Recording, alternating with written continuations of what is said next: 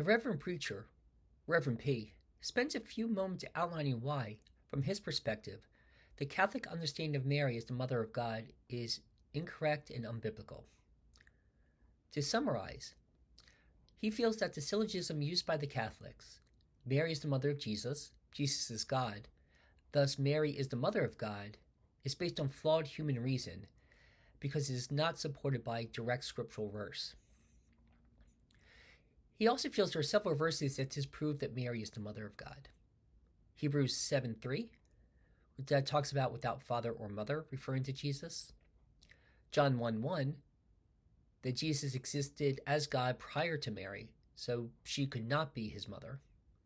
Mark 12, which talks about the Messiah as David's son, yet David calls him Lord.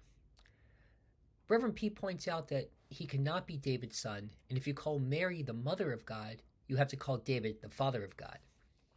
And then finally, Matthew 12, where Jesus says that all who do the will of the Father are his mother and siblings. I would challenge Reverend P that human reason is not counter to revelation. God is God of reason. Christ is a logos, a Greek word which means reason and plan, as well as word. And the key aspect of reasoning is to draw true conclusions from true statements.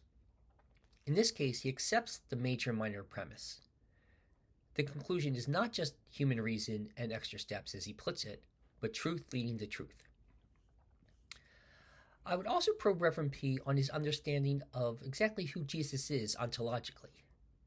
He accepts the divinity of Jesus and his humanity, but appears to have Nestorian leanings because he says that Jesus is the son of David on his human side, quote unquote. This implies that the two aspects of Jesus are not truly united in a single person, but rather a loose confederation. I would explain to Reverend P that the Catholic understanding of Christ is that he has two separate natures, divine and human, but that these two natures are joined in a single divine person, united as one.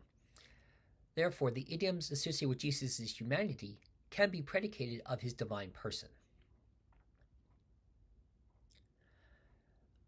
Going to the text, it's important to remind him, number one, that not all key Christian concepts, such as the Trinity, are explicitly laid out in the text, but to take the text in its proper context.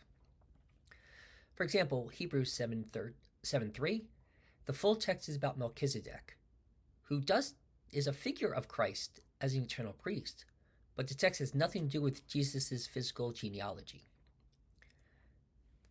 John 1:1, no Catholic is claiming that Mary gave birth or gave rise to Jesus' divinity, only his humanity. In Mark 12, the idea of the Son of David is not an immediate physical sense, but rather that Jesus descended from his family line. And thus, when we're discussing Mary as mother, we have to realize that she is the actual mother from Jesus, whom Jesus received his humanity. David was a distant ancestor. Mary held a child in her womb for 9 months and then gave birth to him. These are not directly comparable. This distinction is highlighted with Galatians 4:4, that states that Jesus was born of a woman, not through a woman. To be born of a woman means to share in the nature and the flesh derived from that woman.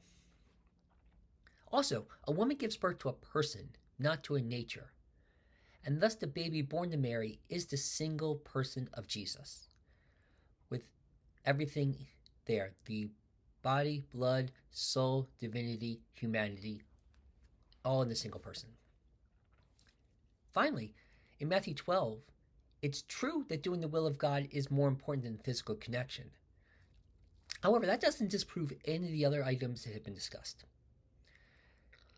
Thus, I would raise these points with Reverend P to help him better understand the Catholic understanding of Mary as the Mother of God. Thank you.